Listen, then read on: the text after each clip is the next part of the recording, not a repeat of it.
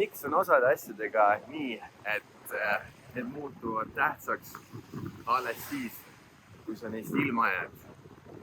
Tere kõigile, kogemusnõustaja Silver siinpool. Minu mõttetera peegeldub täna sellesse aega, kui ma ei olnud depressiooni haigestunud ja võrdlen seda sellega, kui ma depressiooni haigestusin. Võib-olla kõige olulisem muudatus on see, et nüüd ma oskan väärtustada oma vaimset tervist ja oskan väärtustada oma füüsilist tervist. Ja seda kõike just sellisel viisil, et enne haigestumist mul oli suhteliselt suva, mida ma endaga tegin. Kui palju ma magasin, kui palju ma enda tervist rikkusin erinevatel viisidel, kuidas seda võimalik teha on. Ja ma arvasin, et minuga ei juhtu mitte midagi.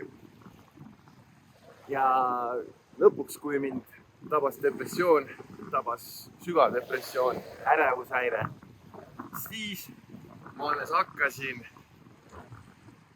oma tervisest puudust tundma. Ma olin millestki ilma jäänud. Minu tegevuse tõttu oli midagi ära võetud mult. Ja ma hakkasin sellest puudust tundma. Ja alles siis ma olin see, et ma olen nõus kõike tegema, ma tahan kõike tagasi saada. Aga enne oli mul üsna suva kõigest. See on umbes sama nagu väike laps, kellel on mänguasi, mis on uus ja pikapeale tuleb neid mänguasi juurde ja see esimene mänguasi jääb kuskil seisma.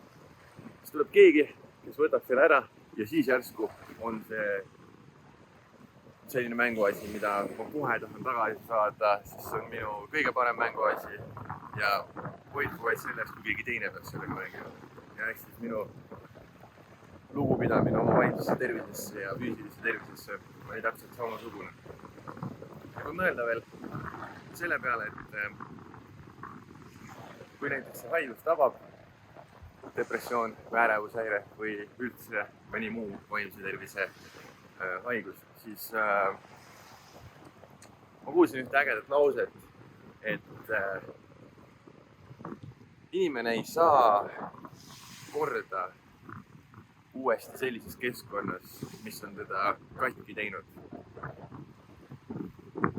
Ja kui ma mõtlen selle peale, siis mul on täpselt samamoodi olnud tagasilangused depressiooni just sellel samal põhimõttel, et ma proovisin terveks saada keskkonnas, mis mind tegi katki.